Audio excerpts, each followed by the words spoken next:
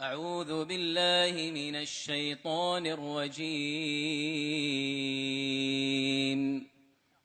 إن هذا القرآن يهدي للتي هي أقوم ويبشر المؤمنين الذين يعملون الصالحات أن لهم أجرا كبيرا وأن الذين لا يؤمنون بالآخرة أعتدنا لهم عذابا أليما.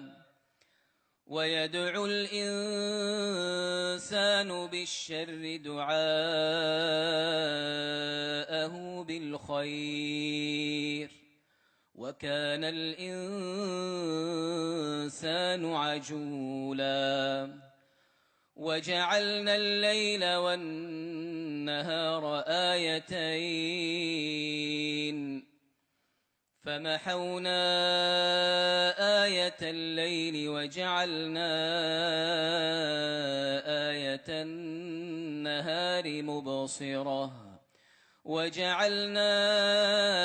آية النهار مبصرة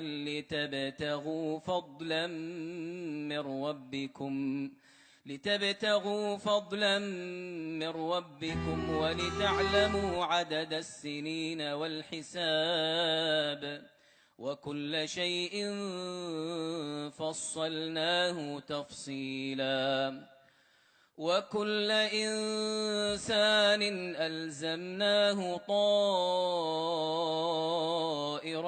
في عنقه ونخرج له يوم القيامة كتابا يلقاه منشورا.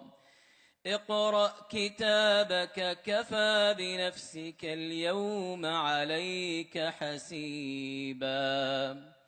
من اهتدى فإنما يهتدي لنفسه ومن ضل فإنما يضل عليها ولا تزر وازرة وزر أخرى وما كنا معذبين حتى نبعث رسولا.